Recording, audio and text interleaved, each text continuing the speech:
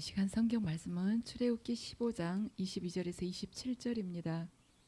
한 절씩 교독하시겠습니다. 모세가 홍해에서 이스라엘을 인도하며 그들이 나와서 수르 광야로 들어가서 거기서 사흘길을 걸었으나 물을 얻지 못하고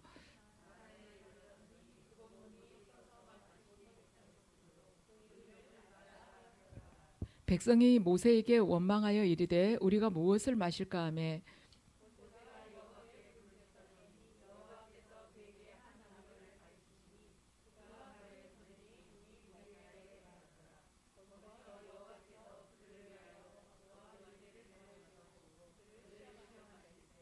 이르시되 너희가 너희 하나님 나 여호와의 말을 들어 순종하고 내가 보기에 의를 행하며 내 계명에 귀를 기울이며 내 모든 규례를 지키며 내가 애굽 사람에게 내린 모든 질병 중 하나도 너희에게 내리지 아니하리니 나는 너희를 치료하는 여호와임이라. 그들이 엘림에 이르니 거기에 물샘 열둘과 종려나무 70그루가 있는지라. 거기서 그들이 그 물 곁에 장막을 치니라. 아멘. 잠시 주님께서 허락하신 보혈의 은혜를 받으시겠습니다.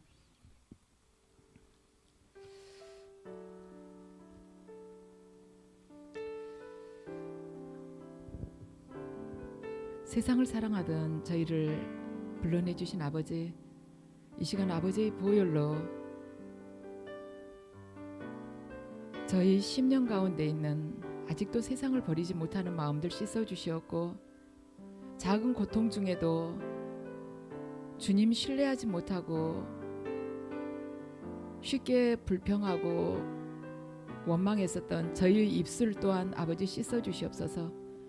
아버지의 보혈로 말씀을 전하는 자의 입술과 또한 마음 또한 아버지 씻어 주시옵고, 저희가 세상의 축복을 바라는 자가 아니라 어떤 고통 중에서도 십자가에서 저희 죄를 대신하여 죽으신 예수 그리스도를 바라보며 주님 더욱 신뢰하고 나아갈 수 있도록 저희의 생각과 마음, 온전치 못한 신앙 또한 아버지 보혈로 씻어 주시옵소서.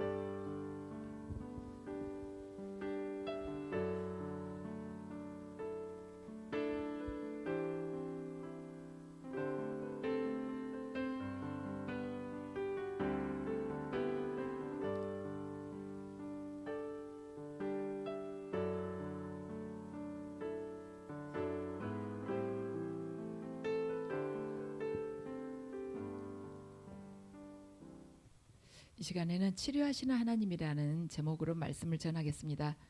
오늘 본문을 보면요, 이 본문이 하나님께서 이스라엘 백성들에게 마른 땅을 건너듯이 홍해를 건너게 하신 후에 모세로 하여금 이스라엘 백성들을 데리고 물이 전혀 없는 광야로 들어가도록 하셨는데, 거기에서 일어난 일입니다. 여기 이 광야를 가보신 분들은 말씀을 하세요. 이 광야를 물 없이 하루만 걸어도 못 견딜 정도로 그렇게 힘든 길이라고 말씀을 하십니다. 그런데 이스라엘 백성들이 물 없이 하루 종일 걸었을 때는 아무 일이 없었습니다. 그리고 이튿날도 하루 종일 걸었지만 물이 없었어요. 그들은 물이 없는 이 뜨거운 광야를 걸으면서도 한 번도 원망을 하지 않았습니다. 그런데 사흘째 되는 날이 문제였습니다. 홍해에서 나와가지고 수르 광야로 들어간 지 이제 사흘길이 되었는데, 그때도 이제 물을 얻지 못했는데 좀 물이 보이는 거예요. 사흘째 되는 날 이제 한참 가다 보니까. 그런데 그 물이 쓴 맛이 썼다는 것입니다. 쓴 물이었어요. 그러니까 그 물이 자기들 목을 축여주고 이렇게 갈증을 다 해소를 시켜줄 줄 알았는데, 쓴물이니까 마실 수 없게 되니까 그때까지 이제 내 참았던 불평과 불만을 모세에게 다 쏟아낸 것입니다. 그러면서 모세를 원망하기 시작했습니다. 믿음 생활을 하다가 우리가 간혹 실족을 할 수가 있습니다. 그런데 실족을 하게 된 이유는 여러 가지가 있겠지만, 하나님을 바라보기 전에 환경을 바라보게 되면은 실족하게 된다는 것입니다.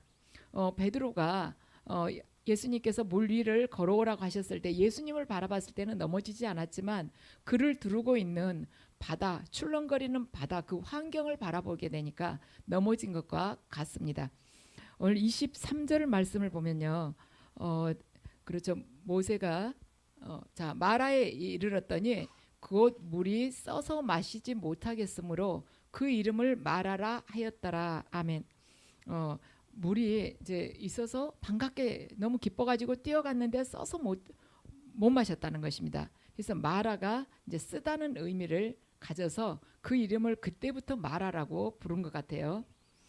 인생이라는 것은 우리가 좀 이제 철이 들고 뭔가 좀 생각을 약간 깊게 하다 보면 그때부터는 아, 인생은 괴롭구나, 쓰디쓴 그 여정이구나, 그걸 알게 되는 것입니다. 인생의 본질이라는 것은 혼돈과 공허와 어둠이라는 것입니다. 태초에 하나님께서 세상을 창조하실 때 그때 하나님께서 보셨던 혼돈과 공허와 우리 어둠이 우리 인생에 있어서도 예수 그리스도를 만나지 못하게 되면은 세상 속에서 아무리 성공을 한다 할지라도 그 사람 항상 두려운 거예요. 죽음이 두렵고, 부자들은 또 돈을 잃을까 두렵고, 권력을 가진 사람은 그걸 또 이 다음 정권 때 또 내놔야 될까 두렵고, 두려운 것입니다. 가지고 말하자면 삶에 있어서 뿌리를 깊게 내리지 못하기 때문에 항상 강물에 출렁거리면서 떠내려가는 낙엽과 같은 것이에요. 그런데 이 인생 가운데서 우리 모두가 쓰디쓰고 괴로운 길이라고 하지만 대부분이 공통적으로 겪을 수 있는 일이 있습니다. 제일 힘든 것이 인간관계죠. 관계 안에서 어려운 일들, 그리고 경제적으로 어려운 것, 돈 때문에 힘든 것, 그리고 또한 병마로 인해서 고통받는 것, 이러한 것들이 인생에 있어서 우리가 겪게 될 대표적인 일들이죠. 그렇기 때문에 인생이 이만하면 살만하다 하는 사람이 별로 없어요. 참 힘들다. 이 고비 넘고 나면 좀 나아지겠지. 내년이면 좀 나아지겠지 하면서 걸어가는 것입니다. 우리가 그리스도인이 되고 난 후에요. 되고 난 후에 예수님 믿기 전보다 더 형편이 더 나아졌는가, 더 잘 살아졌는가, 우리 가운데서 그렇다고 대답할 사람들이 아마 소수일 것입니다. 오히려 예수님 믿기 전보다 더 못할 수도 있어요. 그렇지만 우리가 과거로 돌아가지 못하는 이유, 우리 예수님 믿고 나서 사는 형편이 더 확 펴졌는가, 남들이 보고서 예수 믿고 나더니 완전히 너무너무 상황이 달라졌다고, 옛날보다 훨씬 더 잘 살고 뭐든지 잘 풀리더라고, 이렇게 합니까?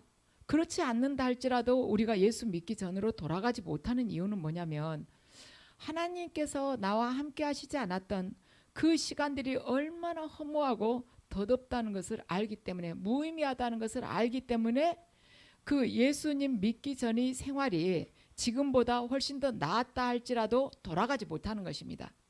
내가 예수님을 이렇게 믿고 말씀을 하나하나 깨달아가면서 그 말씀대로 산다는 것이 참 고통스러운 일이지만, 나에게서는 육적으로 힘들다 하지만은 옛날처럼 내 마음대로 살지 않는 것은 하나님 계심을 알았고 내 마음대로 사는 것이 얼마나 배설물 같고 말하자면 진토와 같다는 것을 알기 때문에 그 길로 안 돌아간다는 것이죠.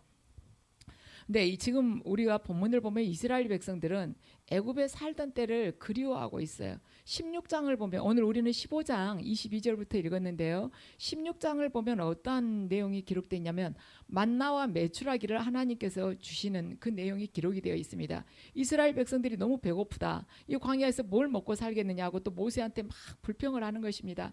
그러니까 하나님께서 그들이 하는 말을 다 들으시고는 만나와 메추라기를 내려주세요.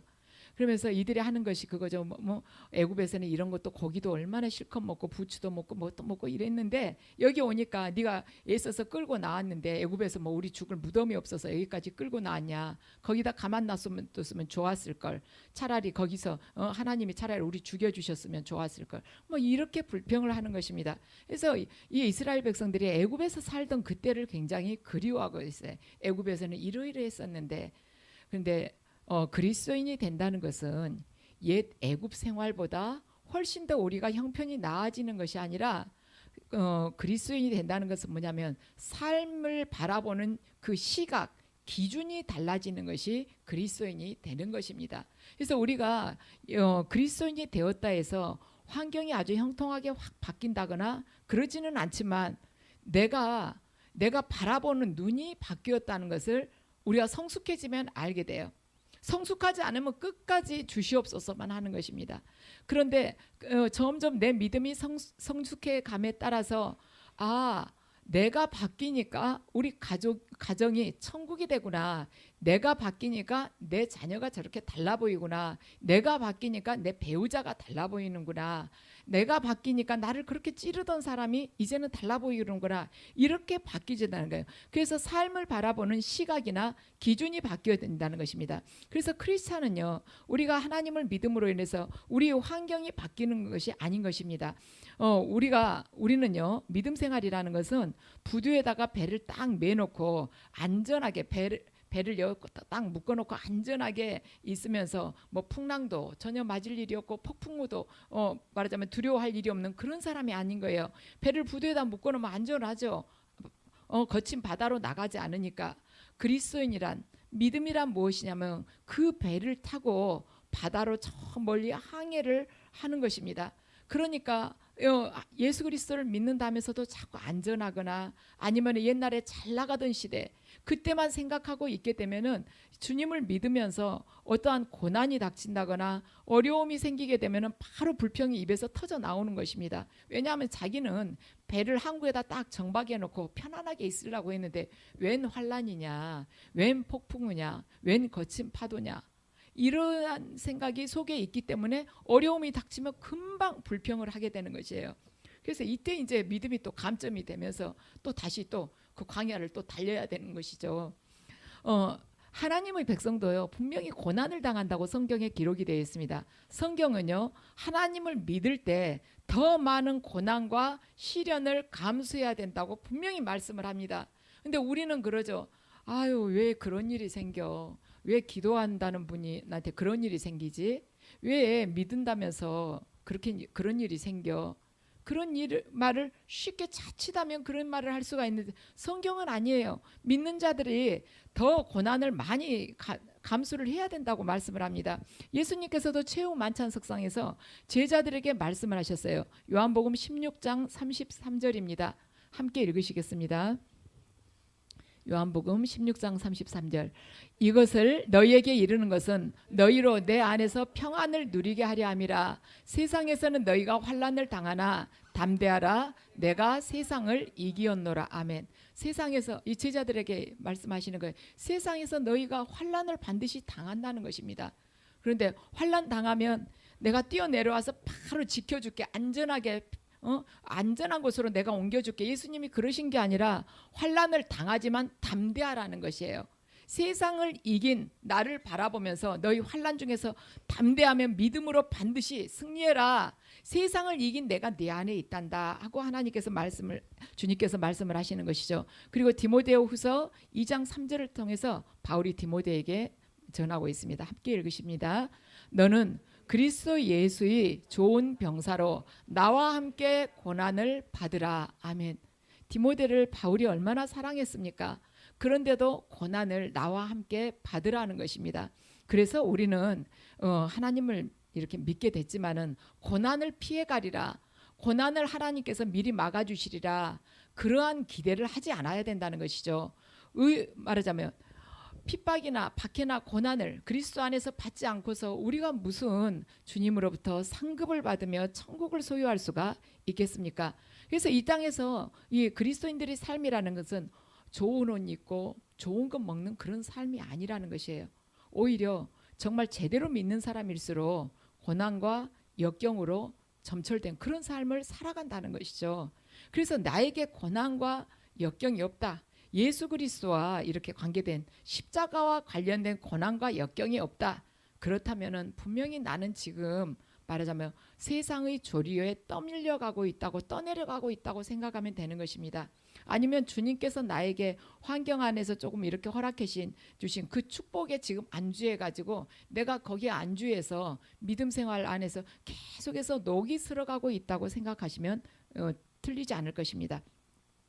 그렇지만 우리가 믿음 생활하면서 고난과 역경으로 점철된 그 길을 간다 할지라도 그 길은 하나님께서 함께 하시기 때문에 영광스러운 길이라는 것입니다. 지금 눈으로 보기에는 정말로 고통스럽고 진짜 저주받은 인생 같고 어쩌면 저리도 안 돼 할 수가 있지만은 영원한 나라에서 볼 때는 정말 영광된 길이라는 것이죠. 이스라엘 백성들이 오늘 본문을 보면요, 모세를 막 원망을 합니다. 그런데 이스라엘 백성들이요, 사실은 모세를 원망을 하지만은 모세를 원망을 하는 것이 아니라 지금 하나님을 원망을 하고 있습니다. 왜 여기까지 끌고 나와가지고 애굽에서는 나일강 물이 철철 넘쳐나는데 여기까지 끌고 나와서 우리 말려 죽일 작정이냐? 속으로 지금 다들 그게 깔려 있는데 이제 그냥 모세한테 원망을 하는 것이죠. 왜 하나님 우리를 이렇게 출애굽을 시켜가지고 이렇게 힘들게 하십니까? 하나님께서 홍해를 가르시긴 했지만 출애굽 안 시켰으면은 뭐 굳이 홍해까지 가를 필요가 있었습니까? 우리 편하게 거기에 고깃가마 옆에서 잘 고기 얻어먹고 있으라고 놔두지, 이런 것입니다. 근데 이것이 이스라엘 백성들에게만 있느냐? 우리한테도 있다는 것이죠. 우리가요, 어떠한 거, 하나님의 그 약속, 하나님의 그 비전, 하나님께서 나를 통해서 이루시고자 하는 그러한, 말하자면 비전들, 그러한 것들을 우리가 기다리지 못하고 조급하게 되죠. 내가 생각했던 기도 제목이 있잖아요. 그걸 놓고 기도를 했는데 하나님께서 빨리 내가 원하는 응답을 안 주시게 된다면 자기 혼자서 하나님한테 재촉하고 보채다가 혼자 또 실망해가지고 주저앉아서 원망을 한다는 것입니다. 누가 그때까지 기다리라고 했어요? 계속 기다리라 그랬지. 근데 자기 혼자만 100일 기도한다는 거예요. 누가 100일 하라겠어요? 하나님께서 5년 후에 해주실 건데 자기 혼자 그 날짜를 정해놓은 거예요. 그래가지고 혼자 실망해가지고 주저앉고 원망하고 울고 그러다가 믿음 잃게 된다는 것이죠. 자기가 정해놓은 각자 그 기한이 있는 거예요. 그래서 이 신앙이 제각각이라는 것이죠. 우리 각자 보면은 신앙이 각자 다 믿음이 다르지 않습니까? 그 이유는 뭐냐면 각자가 자기가 정해놓은 기준, 그걸 믿고 있기 때문에 다른 것이에요. 믿음이 다 각자 다른 거예요. 그것입니다. 자기 기준이에요. 자기 기준. 하나님의 기준이 되면 우리 믿음 다 똑같아요. 그런데 다 각자 자기 나름대로 그 색깔이, 그 믿음이 있기 때문에 틀린 것입니다. 우리는요, 내가 오늘 저녁에 무엇을 얼마나 배부르게 먹었고 내일 아침에 무엇을 얼마나 잘 먹느냐, 이것보다 더 중요한 것이 있다는 것입니다. 그것은 뭐냐? 나에게 지금 하나님께서 어떤 의도로 이 쓴물을 나에게 허락을 하셨느냐는 것입니다. 내가 지금 고통 중에 있다면 하나님께서 무슨 뜻을 가지고 이 고통의 길을 나에게 허락하셨지? 이것이 훨씬 더 중요하다는 것이에요. 내가 오늘 아침에 무엇을 얼마나 포식했고 오늘 내가 어떤 옷을 고르다가 제일 멋지게 입고 나가느냐, 이게 중요하다는 것이 아니에요. 나에게 있어서 지금 고난이 주어졌지만 하나님의 의도는 무엇일까? 이걸 기도하면서 하나님의 뜻을 구하는 것이 훨씬 중요하다는 것입니다. 이스라엘 백성들은요, 홍해에서 딱 나와가지고 지금 마라까지 오는데 3일이 걸렸어요. 이 마라까지는요, 홍해에서 나와서 마라까지는 인간적인 힘으로 버텼어요. 그런데 문제는 뭐냐면 마라에서 엘림까지는 사람의 힘으로는 도저히 갈 수가 없는, 그들에게 있어서는 한계였어요. 홍해에서 마라까지는 인간적인 힘으로 견뎌왔는데 이 마라에서 엘림까지는 그들의 힘으로는 갈 수가 없는 한계였다는 것입니다. 이것은 어떨 때만 갈 수가 있냐면 하나님을 절대적으로 신뢰할 때만 그 엘림까지 갈 수 있는 길이었습니다. 그래서 이것이 우리에게 있어서 믿음의 영역이라는 것이에요. 하나님을 신뢰하는 자만 불평하지 않고 마라를 건너서 엘림까지 갈 수가 있다는 것입니다. 이것이 바로 믿음의 영역이고 목숨을 걸고 하나님께 자신을 맡겨야 하는 그 부분이라는 것입니다. 마라에서 엘림까지는 하나님께 목숨 걸고 나를 맡겨야 되는 그 거리였어요. 그런데 그걸 이스라엘 백성들이 하지 못하고 실족한 것입니다. 하나님께서 이스라엘 백성들에게 요구하시는 믿음이 바로 그것이었어요. 너희들 지금 마라에서 딱 물을 봤는데 쓴 물이니까 바로 불평을 했거든요. 지금 물을 먹어야만이 우리가 사는 것이지 이것마저 쓴 물이니 어떻게 사느냐 하고 모세에게 원망을 했지만 하나님께 원망을 한 것이죠. 이것은요, 하나님께서 지금 이 마라에서 엘림까지를 그들이 목숨을 걸고 하나님께 자기 목숨이라도 내맡기고 걸어가야 되는 그 신앙을 지금 요구하고 계시는데 너희들 살려고 하는 의지마저도 하나님께 맡겨라. 그러면 우리 지쳐가지고 쓰러지면 어떡해요? 마라에서 입 딱 다물고 갔는데 그냥 하루 이틀 새에 엘림이 안 나와가지고 우리 그 자리에서 쓰러져가지고 나중에 죽게 되면 어떡해요? 그러면 죽으면 죽으리라고 믿으라는 것입니다. 살려고 하는 의지마저도 다 하나님께 맡기라는 것이요. 지쳐서 쓰러져서 죽는다 할지라도 하나님 말씀을 믿고 걸어가라는 것입니다. 하나님께서 우리에게 요구하시는 믿음이 그거예요. 물론 마라를 지나고 나서 우리 너무 말하자면 그 갈증 때문에 쓰러질 수 있어요. 그래도 쓰러져서 나한테 맡기라는 거예요. 순교자가 그냥 나옵니까? 하나님께서는 우리에게도 반드시 이 신앙을 지금 요구하고 계시는 것입니다. 사람이 떡으로만 사는 것이 아니에요. 하나님의 입으로 나오는 말씀으로 산다는 것을 우리 각자가 그 말씀을 믿는다면 죽음까지라도 통과하라는 거예요. 죽음을 통과하라는 것입니다. 쓰러져서 죽을 것 같아? 쓰러져서 정신을 잃어? 갈증 때문에 쓰러져 정신을 잃어? 그럼 잃으면서도 하나님을 신뢰하란 말이야. 바로 그 믿음을 지금 우리에게 요구하고 있는 것입니다. 자, 24절에서 25절을 함께 읽으시겠습니다.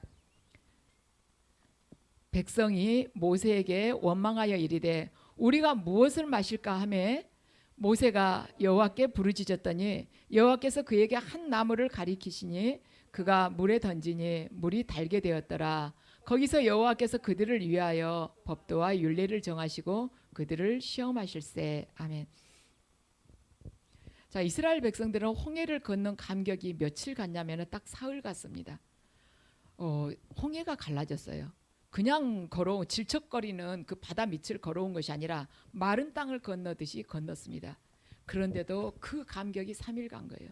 우리들을 어떻습니까? 하나님께로부터 뭔가 이렇게 하나님께서 복을 주시게 되면은 그걸 받고 감사를 하지만 조금 지나면은 정말 빛바랜 헌옷처럼 서서히 감사가 다물어지면서 나중에는 누구보다 비교해 보니까 내가 더 못하다는 이런 생각하게 되고 내가 뭐 그동안 신앙생활 잘했으니까 받을 것 당연히 받았지 이렇게 우리가 아무래도 우리 신학이 변질되지 않습니까? 그렇습니다. 홍해 앞바다에서도 애국 군대가 추격하니까 모세에게 뭐라고 막 원망을 했습니까? 애국 땅에 무덤이 없어서 우리 여기까지 끌고 나와서 여기서 죽을래? 바닷가에서 죽일래? 그렇게 원망을 한 것이에요. 그러고 나서 홍해가 착 갈라지니까 막 소고를 치면서 아주 찬양을 하면서 야단을 치면서 거기를 지나왔습니다. 그리고 3일 딱 지나니까 또 모세한테 또 불평하는 것입니다. 그래서 이 이스라엘 백성들이나 우리나 똑같죠. 불평하는 버릇. 좀 힘들면요. 불평하고 원망하는 사람. 내가 감당하기에 어려운 일만 생겼다 하면은 불평하는 사람. 이 부정적인 시각을 바꾸지 않으면요. 우리는 평생 광야만 떠돌다가 맴돌다가 가나안에 들어가지 못할 것입니다. 우리에게 고통의 시간이 주어졌을 때 불평하는 습관이 안 바뀌면 광야를 아무리 돌고 돌아도요. 광야만 배워야지 결국에는 약속의 땅에 못 간다는 것이죠. 그래서 신앙이라는 것은 뭐냐면 우리를 두르고 있는 이 환경을 바꾸는 것이 아니라 사물을 바라보는 나의 관점을 바꾸는 것이 바로 신앙인 것입니다. 그러니까요. 이렇게 간증을 들어보면 신앙 고백하는 사람들 보면 저 처지에서도 하나님께 감사하구나. 저 처지에서도 여기까지 인도하신 하나님. 그 과거의 힘든 그 모든 것들을 합력해서 오직 주님만 바라보게 해주신 하나님. 아무것도 가진 것이 없는데 그러면서도 하나님을 찬송하구나. 그래서 신앙의 색깔이 아주 다양하다는 것이죠. 왜냐하면 사물을 바라보는 관점이 어느 정도까지 변화됐느냐. 그것에 따라서 우리의 신앙은 다양하게 하나님 눈에 보일 수 있다는 것입니다. 연약한 자가 되고 믿음이 약한 자가 될 수도 있고 정말 큰 믿음을 가진 자가 될 수도 있고 그렇다는 것입니다. 근데 하나님께서는 오늘 본문을 보면 그래요. 이 마라에까지 왔는데 쓴물이 있었거든요. 그런데 거기서 어떻게 됐습니까? 막 백성들이 불평하니까 모세가 하나님께 기도를 해요. 그러니까 하나님께서 나무를 하나 보여주시죠. 그래서 그것을 가져다가 그 물에 딱 던져 넣으니까 물이 단물로 변했습니다. 그리고는 이스라엘 백성들이 잘 그걸 마셨어요. 마시고 이제 좀 가게 되니까 엘림이 나타나게 됐죠. 하나님께서는요 우리의 미래를 속속들이 그렇게 가르쳐 주시지 않습니다. 엘림이 지금 얼마 안 남았어요. 이들이 불평을 하면은 마라의 그 쓴물을 단물로 또 바꾸실 수도 있었어요. 그리고 이들이 또 나중에는 먹을 것이 없다고 불평을 하니까 만나와 메추라기를 하나님께서 내려주셨습니다. 그렇지만 하나님께서는요, 그걸 미리 말씀을 해주시지 않았어요. 엘림이 나타날 것이다. 거기에서 너희들이 정말 풍성하게 너희들이 물도 마시고 쉴 수 있을 것이다. 너희들 배고플 것 같으니까 내가 광야에서 너희들이 무슨 농사를 지어 내가 만나와 메추라기를 너희들이 배부르게 먹도록 해줄게. 이렇게 하나님께서 구체적으로 이야기해 주셨으면 이들이 절대로 불평하지 않았을 것입니다. 그걸 하나하나 그 시간을 기다렸을 거예요. 그런데 미리 말씀해 주시지 않았다는 것입니다. 왜 하나님께서 말씀을 안 해주셨을까? 미리 말씀해 주셨으면 이들이 입술로 죄를 짓지 않았을 텐데. 왜냐하면 그것은 우리가 매 순간 하나님을 의지하도록 하시기 위함인 것입니다. 미래가 어떻게 될 것인지에 대해서 그래서 우리는요, 너무 많은 시간을 고민할 필요가 없어요. 내년에 어떻게 되지? 내년에 더 힘들다는데, 내년에도 전쟁이 쉽게 안 끝날 것 같다는데, 그 후년에는 어떡하지? 우리 누구 결혼할 때 돼가는데 이렇게 경기가 나빠서 어떻게? 그렇게 고민을 하지 말라는 것입니다. 그냥 오늘 하루, 그 하루의 믿음을 가지고 오늘 하루하루 이렇게 살아가면서 그냥 하나님을 의지하고 걸어가라는 것입니다. 그리고 하나님께서 때가 되면 엘림도 우리에게 허락하시고 또 때가 되면 더 만나와 메추라기도 풍성하게 허락을 하시고 그렇게 하신다는 거예요. 그래서 그 하나님을 믿으라는 거예요. 출애굽기는요, 이스라엘 그때 그 시대 3,500년 전에 그 이스라엘 백성들만을 위한 말하자면 말씀이 아닙니다. 그렇다면 우리들한테 뭐하러 읽으라고 하겠습니까? 이스라엘 백성들이 그 하나님, 지금 나의 하나님이기 때문에 그 하나님을 믿고 걸어가라는 것입니다. 본문에서 모세는 백성들에게 원망을 듣고 기도를 해요. 그런데 모세는요, 홍해 앞에서도 백성들은 막 불평을 하고 모세를 원망을 하는데 그때도 기도를 했습니다. 지금 이 상황 속에서 200만의 이 군중을 이끌고 가면서 모세가요, 기도를 하지 않고 누구와 의논을 했더라면 훨씬 더 힘들었을 것입니다. 근데 지금 여기서 누구 데리고 의논할 일이 아니에요. 왜냐하면 다 각자 자기 목마름도 다 해결을 못하고 있거든요. 우리가 고통스러울 때, 어떤 내가 이렇게 받아들이기 힘든 어떤 어려운 문제가 닥쳤을 때요, 사람에게 가서 뛰어가서 구하게 되면 더 고통스러워지고 더 그 물맛은 더 써지고 마실 수가 없게 되고 내가 그나마 서 있을 힘마저도 없게 될 것입니다. 사람에게 뛰어가면은요, 그때는 아주 전문적으로 말 잘해주는 것 같지만 나중에는 자칫하면 꼬여가지고 풀기도 어렵게 돼버려요. 모세가 하나님께 기도를 하니까 하나님께서 응답을 하십니다. 그리고 눈을 열어서 이제 한 나무를 보여주세요. 우리 인생에는요, 수많은 쓴 물이 있습니다. 온갖 슬픔과 근심이 있어요. 우리가 보기에는 말을 하지 않으면 저 사람은 고통이 뭐가 있지? 다 있으면 말을 표현을 하고 안 하고의 차이예요. 죽음에 대한 두려움, 우리 인생을 괴롭게 하는 쓴 물들이 너무나도 많습니다. 그런데 세상 사람하고 우리하고 하나님 안에 있는 우리 인생하고는 다르다는 것이죠. 왜냐하면 하나님께서는 예수 그리스도의 십자가로 우리 인생의 쓴물을 단물로 바꾸셨기 때문입니다. 우리는 아무 소망 없이 죄와 허물로 죽을 수밖에 없었어요. 그런데 우리를 하나님께서 독생자 예수 그리스도를 이 땅에 보내셔서 우리의 죄를 대신해서 그분께서 십자가에 못 박혀 죽으시게 한 것입니다. 그래서 우리의 죄를 모두 해결을 해주셨어요.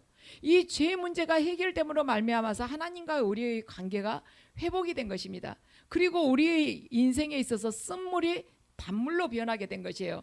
세상 사람들은 아직도 쓴물인 것입니다. 자기들은 단물이라고 생각하고 돈을 사랑하고 권력을 사랑하고 세상 속에 이성과 쾌락을 느끼고 자기 즐기고 싶은 것 모든 것 다 즐기면서 나는 단물만 먹고 있다고 이렇게 생각할 수 있지만 하나님 눈으로 보기에는 그들은 독이 든 물을 지금 먹고 있다는 것입니다.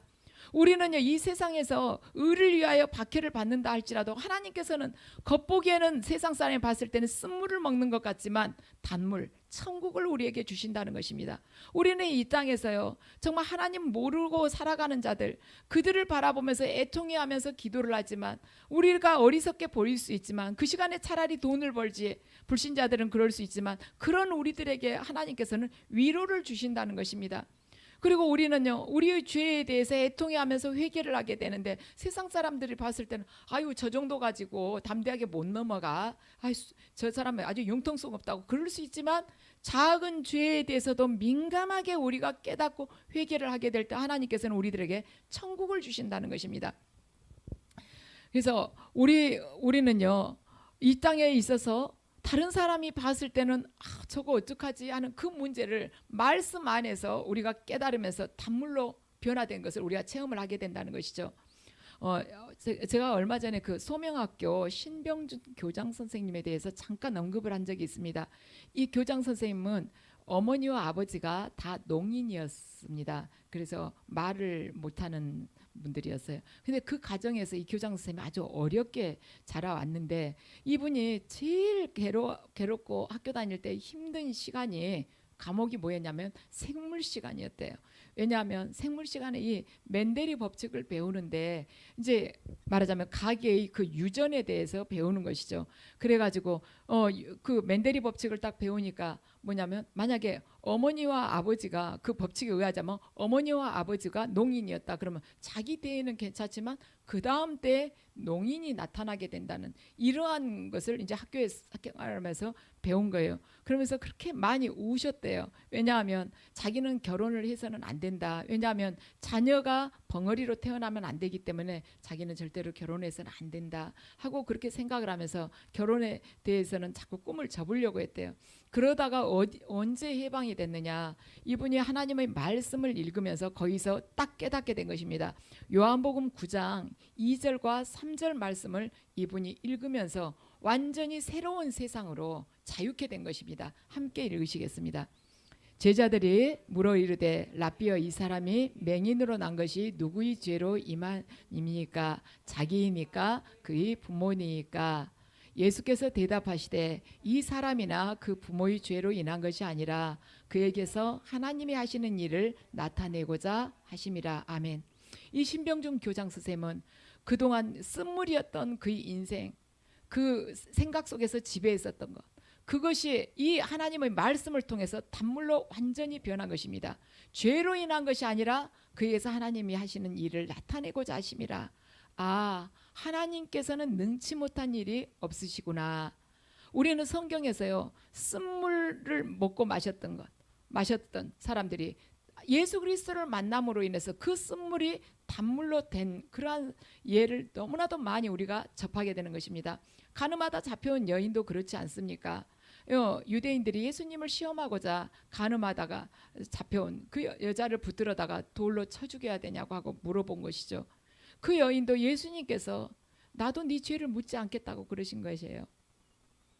쓴물이 단물로 변하는 인생을 살게 된 것이죠. 하혈병 여인도 그래요. 그 병 좀 고쳐보려고 온갖 의원들을 다 찾아다니면서 그가 가진 그 재산을 다 버리게 됐지 않습니까? 그런데 예수 그리스도의 그 옷자락을 믿음으로 붙잡으면서 완전히 병이 치유함을 받지 않았습니까? 그래서 우리는요, 믿음으로 그분 주님을 바라봐야 되는 것이에요. 지금도 우리가 교회 이 말하자면 성전에 예배드리러 나왔다고 했어요. 나의 삶이 쓴물이 단물로 되는 것이 아닙니다. 믿음으로 그분을 바라봐야 돼요. 그냥 내가 기도 몇 시간 했다 해서 단물로 변하는 것이 아니에요. 예수 그리스도 그분의 이야기를 많이 들었다고 해서 나의 말하자면 생이 쓴물에서 단물로 변하는 것이 아니라는 것입니다. 하혈병 여인이 예수님의 옷을 붙잡을 때 예수님을 밀치는 사람은 그 시간에 많았습니다. 다 예수님 옆에 가서 서로 그 말하자면 메시아라고 그러는데, 그 기적을 일으킨 사람이 있는데 서로가 막 밀치고 가까이 가려고 했어요. 그러니까 제자들이 누가 예수님 옷을 만진지를 누가 알겠냐고, 이렇게 많은 사람들이 군중들이 밀치고 있는 누가 아냐고. 예수님을 밀어서 되는 것이 아니에요. 믿음으로 그분을 바라봐야 된다. 믿음으로 그분의 십자가를 바라봐야지 구원에 이르게 된다는 것입니다. 예수 그리스도께서는 만약에 우리가 계시지 않는다면 우리는 천국 소망이 없을 거예요.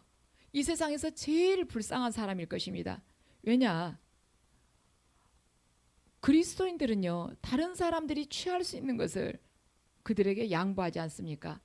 한없이 축적을 할 수 있지만 포기하지 않습니까? 내가 남보다 더 앞서서 뛰어갈 수 있지만 양보하지 않습니까? 그리스도인들에게 있어서 예수 그리스도께서 계시지 않는다면 가장 불쌍한 사람일 것입니다. 그렇지만 세상 안에서 믿지 않는, 우리가 그리스도를 몰랐다면, 주님을 내가 영접하지 않았다면 이 세상 안에서 부자로 평생 고생 한 번도 않고 부자로 100년을 살든 무슨 의미가 있겠습니까? 죽고 나서 바로 지옥을 간다면. 대통령을 30년을 한다 해도 무슨 의미가 있겠습니까? 죽고 나서 바로 지옥을 간다면. 나에게 있어서 내가 가지고 있던 불치병을 말하자면 병원 의사의 힘으로 해가지고 한순간에 다 나았다. 그래도 무슨 의미가 있겠습니까? 아무리 불치병 여러 개 나아봐야 무슨 의미가 있겠어요? 죽고 나면은 영원한 불 속으로 들어가야 되는데. 그렇지만 이 땅에서 우리가 박해와 고난을 받는다 할지라도, 다른 사람들로 인해서는 조롱받고 어리석다 할지라도, 우리가 예수 그리스도 안에서 그분을 믿음으로 바라보면서 신뢰하고 마지막까지 그분께서 우리에게 허락하실 그 영광을 바라보면서 이 고난을 받아들인다면 이 땅에서의 삶은 우리가 하나님으로부터 영광을 받을 수 있는 그 기회가 주어진 삶이라는 것입니다. 예수 그리스도의 십자가는 우리의 인생의 쓴물을 단물로 바꿔줍니다. 세상 사람 봤을 때는 한없이 통곡하고 울어야 되는, 슬퍼야 되는 그런 상황이라고 할지라도 주님 안에서 우리는 그것을 기쁨으로 받아들일 수가 있다는 것이죠. 남이 봤을 때는 근심해야 될 상황이지만 우리는 주님께서 이 상황을 합력해서 반드시 선을 이루실 것을 알기 때문에 그 가운데서도, 근심 가운데서도 찬송을 할 수가 있다는 것입니다. 또한 남이 봤을 때는 고통스러운 상황이에요. 그렇지만 우리는 이 고난을 통해서 우리가 예수 그리스도의 그 생명이 드러난다고 생각을 하면 이것이 기쁨이 된다는 것이죠. 우리가 주님의 십자가를, 주님께서 우리에게 남긴 그 고난을 함께 짊어지고 이 십자가의 길을 걸어간다고 생각을 하면 그 고난이 어찌 아픔으로만 느껴지겠습니까? 기쁨이지 않겠습니까? 그렇기 때문에 우리들뿐만이 아니라 인생에 있어서 쓴물이 있는 사람, 그 사람은 주님으로부터 복음을 받아들여 가지고 예수 그리스도의 십자가를 받아들여서 단물로 변하는 인생이 되도록 우리가 전도를 해야 된다는 것입니다. 이사야 61장 3절 말씀을 함께 읽으시겠습니다. 무릇 시온에서 슬퍼하는 자에게 화관을 주어 그 죄를 대신하며 기쁨의 기름으로 그 슬픔을 대신하며 찬송의 옷으로 그 근심을 대신하시고 그들의 의 나무 곧 여호와께서 심으신 그 영광을 나타낼 자라 일컬음을 받게 하려 하심이라. 아멘. 하나님께서는 이렇게 바꿔주신다는 것입니다. 죄를 대신해서 기쁨으로, 슬픔을 대신해서 찬송으로 이렇게 바꿔주신 하나님이 쓴물을 단물로 바꿔주시는 하나님이시는 것입니다. 그래서 예수 그리스도께서는요, 나는 치료하는 여호와라고 그랬어요. 나는 너희를 치료하는 여호와임이라. 26절 말씀을 보면 그러죠. 나는 너희를 치료하는 여호와임이라. 예수님께서는요, 우리의 삶을 모두 치유하시는 분이신 것입니다. 예수님께서는 마태복음 9장 12절을 통해서도 말씀하셨습니다. 함께 읽으시겠습니다. 예수께서 들으시고 이르시되 건강한 자에게는 의사가 쓸데없고 병든 자에게라야 쓸데있느니라. 아멘. 건강한 자, 자기는 뭐 더 이상 예수님의 뭐 손길이 필요 없다, 나는 모든 것이 다 갖춰졌다, 이런 사람한테는 의사가 쓸데가 없다는 것입니다. 누군가에게 말하자면 의지하고 신뢰하고 나의 삶을 모두 맡길 그런 마음이 없는 자에게는 의사가 필요가 없다는 거예요. 그런데 나는 부족합니다, 저는 약합니다, 저는 연약해서 언제든지 넘어질 수 있는 사람입니다, 저는 주님 없이는 안 됩니다, 그런 사람에게는 예수 그리스도가 필요하다는 것이죠. 그래서 예수 그리스도의 치유는요, 우리의 죄와 허물로 죽었던 우리를 치유하는데 우리를 살려내는 데만 예수 그리스도의 치료가 필요한 것이 아니고, 거기에 국한된 것이 아니고, 타락하고 부패된 우리들의 영과 마음과 지식에까지 예수 그리스도께서는 치료하셔가지고 우리를 새로운 피조물로 거듭나게 해주신다는 것입니다. 우리를 단순히 우리를 영원한 멸망에서 영생으로만 이렇게 거듭나게 해서 구원, 거기에서 그치는 것이 아니라 우리 잘못된 이 생각, 관습, 관념, 이러한 것, 우리의 지식, 내 나름대로는 옳다고 생각해 왔었던 그러한 가치관들, 그런 것까지 다 치료해서 완전히 새로운 피조물로 바꾸시는 그 치료까지 하신다는 것입니다. 고린도서 5장 17절 말씀을 함께 읽으시겠습니다. 그런즉 누구든지 그리스도 안에 있으면 새로운 피조물이라 이전 것은 지나갔으되 보라 새 것이 되었도다. 아멘. 그래서 예수 그리스도께서 하나님께서 그 쓴물을 단물로 바꾸어 주셔가지고 이들이 마셨더니 마시고 좀 걸어가니까 엘림이 나타난 것이에요. 거기에 가보니까 12지파가 하나씩 샘을 나누어 마실 수 있겠고 종려나무가 70그루가 있었습니다. 그래서 장로 70명이 한 텐트씩 이렇게 칠 수가 있게 되어 있는 거예요. 결국 애굽에서 나와가지고 이 광야를 거쳐가지고 엘림에 가는 과정이라는 말인 것입니다. 그래서 그 과정 안에 우리가 이 마라를 거치게 된다는 것이에요. 마라를 거치게 되고 이 마라에서 우리가 하나님을 죽으면 죽으리라고 신뢰하게 될 때 우리는 하나님으로부터 말하자면 그 엘림으로 이렇게 인도받는 그 과정이 된다는 것이죠. 그래서 마라라고 하는 그 셈을 거쳐야 되는데 결국에는 십자가의 보혈로 우리가 치유를 받아야 된다는 것입니다. 그래서 우리는 엘림이라는 곳에 이르게 된다는 것이에요. 우리의 그 쓴물이 단물로 바뀌고 십자가의 보혈로 치유를 받을 때 우리의 쓴물이 단물로 바뀌고 엘림에 이르게 된다는 것입니다. 그래서 하나님께서 오늘 본문을 통해서 이 가나안 땅이 무엇인가를 아주 짧게 그렇게 알려주시는 것이죠. 그래서 우리의 삶은요, 예수 그리스도의 그 십자가가 없이는 아무 의미가 없는 것입니다.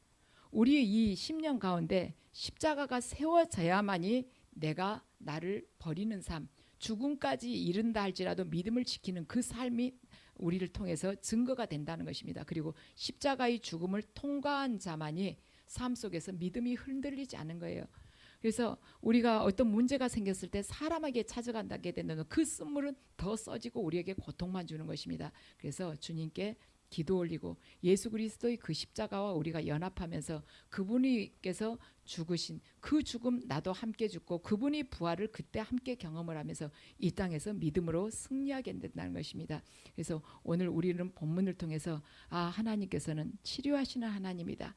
쓴물과 같은 나의 인생, 죄와 허물 중에 죽을 수밖에 없는 나를 건지셔서 하나님께서 예수 그리스도의 십자가를 대신 말하자면 그 십자가의 죽음으로 인해서 우리의 죄를 대신하게끔 하셨고 그리하여서 우리의 인생이 단물로 바뀐 것입니다. 다만 단물로 바뀐다는 것이 지옥에서 천국으로만 간다 이것뿐만이 아니라 우리의 삶 속에서 이 가치관, 생각, 우리 영, 마음 이것까지 말씀을 통해 가지고 계속 우리들이 깨달아가면서 변화되게 하면은 그것 또한 단물로 바뀐다는 것입니다. 그래서 하나님께서는 그 독생자 아들을 주심으로 인해서 우리의 삶을 전적인 구원을 이루기를 원하신 것입니다.